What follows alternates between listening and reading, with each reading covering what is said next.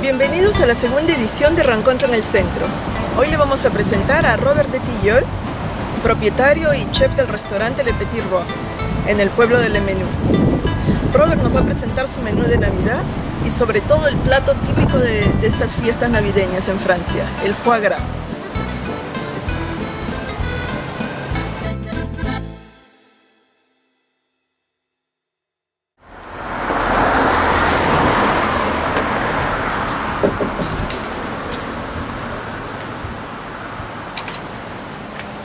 Hola Wendy. Robert. Bonjour. Bonjour.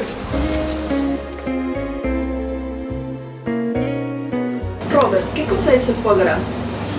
Eh ben, le foie gras, c'est un foie du canard au doigt, en fait, qui a été engraissé. Enfin, c'est les animaux, enfin, les volailles ont été gavés, voilà, pour développer un foie plus gros que la normale en fait, quoi, Okay. pour générer du gras et le rendre plus savoureux en fait, quoi. ¿Cuál es el origen del foie gras? Bah, l'origine, a priori, hein, je me suis renseigné un petit peu, ce serait on trouve des traces de préparation de foie gras chez les Égyptiens, l'Égypte antique. Voilà. Donc ça remonte à très loin. Ensuite, ce sont les Romains qui en mangeaient également, les Romains. Ensuite, dans l'histoire, surtout les Juifs qui consommaient du foie gras. Et il y a une grosse communauté israélite dans l'est de la France, je crois, qui à l'époque faisait le foie gras avec de l'oie. On le fait toujours aussi en France avec de l'oie, mais maintenant davantage avec le canard. Et donc, la Seconde Guerre mondiale, ils ont fui un petit peu l'Est pour les problèmes qu'on connaît, quoi. Et en s'installant dans le sud-ouest du côté de Bordeaux pour échapper un petit peu au péril nazi, ils ont créé, donc, pour recréer leurs habitudes alimentaires, ils ont engraissé des canards pour obtenir un foie gras, parce que dans le sud-ouest, il n'y a pas de oie, il n'y a que des canards. Donc c'est comme ça qu'on a fait le foie gras de canard, qui est davantage consommé aujourd'hui que le foie de gras. ¿Cuál es la diferencia entre el foie gras y el pâté? Le foie gras, voilà, par exemple, moi, il est entier. Un pâté, en fait, chez nous on dit un pâté, aussi un bloc de foie gras.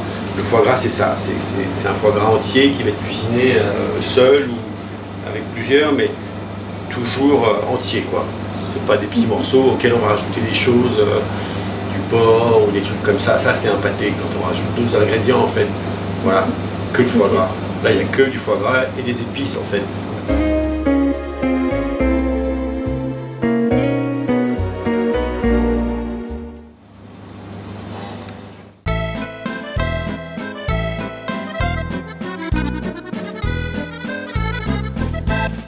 Pimiento de Espeleto es una pimienta picante para los franceses, No muy picante. no muy picante para los amigos de América del Sur, que viene del sur de Francia. Por mexicanos es un chile que no pica, de nada.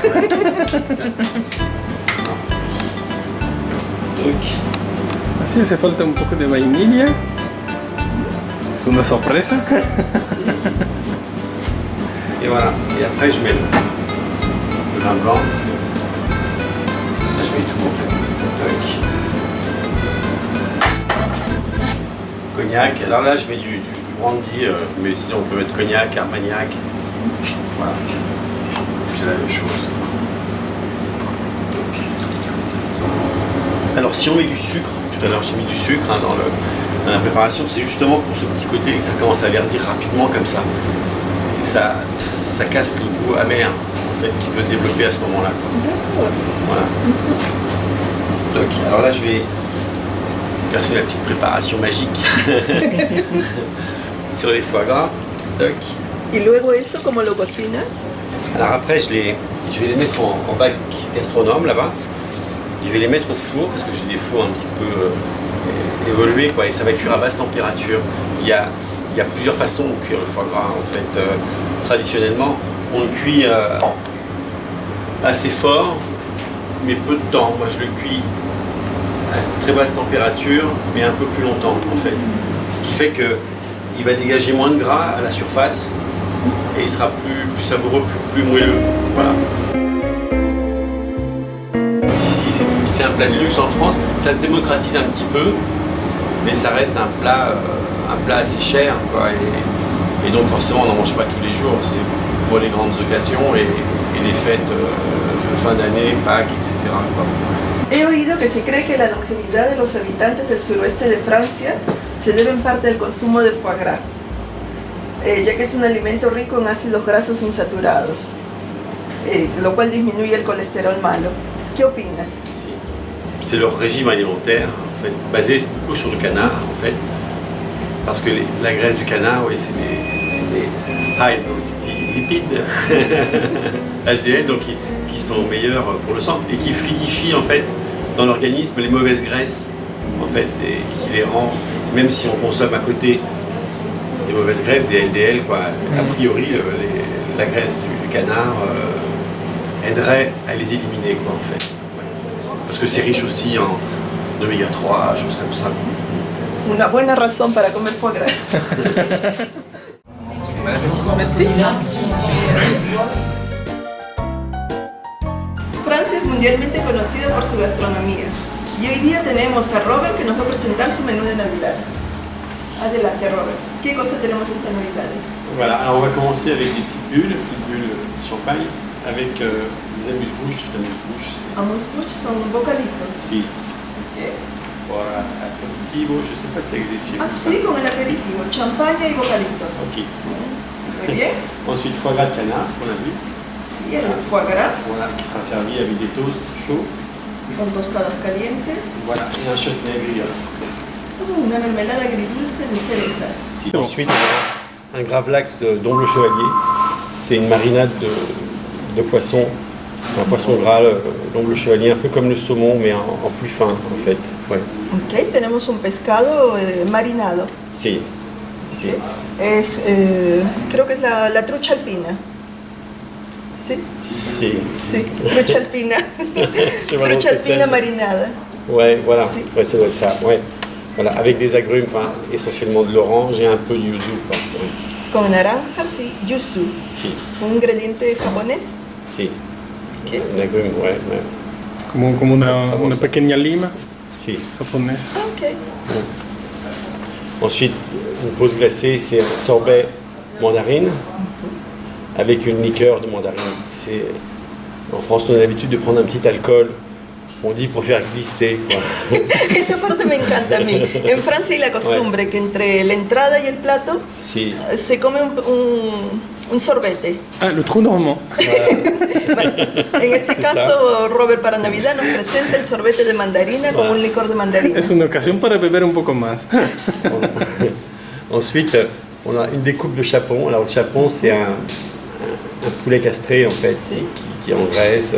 Voilà, ça donne une chair plus fine. Enfin, voilà. Okay, y en plato principal, perdón, tenemos el capón, que es un pollo que han castrado para que esté bien gordito. Avec des morilles. Les morilles, c'est un champignon. Alors, je ne sais pas si chez vous on mange des morilles, mais un des champignons que je préfère, en fait. C'est excellent. Ok, servido con champiñones. Si. Ensuite, plateau de fromage. Fromage français d'hiver, des trompes. No podía faltar el queso en el menú. Si. ¿Sí? Une bûche pâtissière, parce qu'en France, traditionnellement à Noël, on mange toujours la bûche, quoi. Voilà. Okay, y el postre típico de las Navidades, que aquí es visualmente es como un tronco, Sí. que le llaman el tronco de Navidad. Con la crema de mantequilla. Sí. Et Bien ensuite, rica. voilà, café, infusion et des petites choses encore. Ok, y café y té, por supuesto, para bajar todo.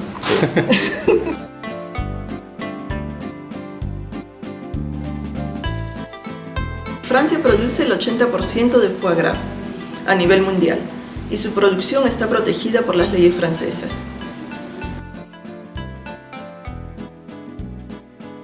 Bueno, espero que les haya gustado esta emisión de Rencontres en el Centro con Robert y el Petit Roi.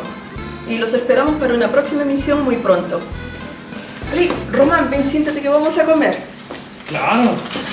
Ali, ¿qué comemos? Siempre soy el primero para comer. Francia es conocida mundialmente por su gastronomía Y a esto, hoy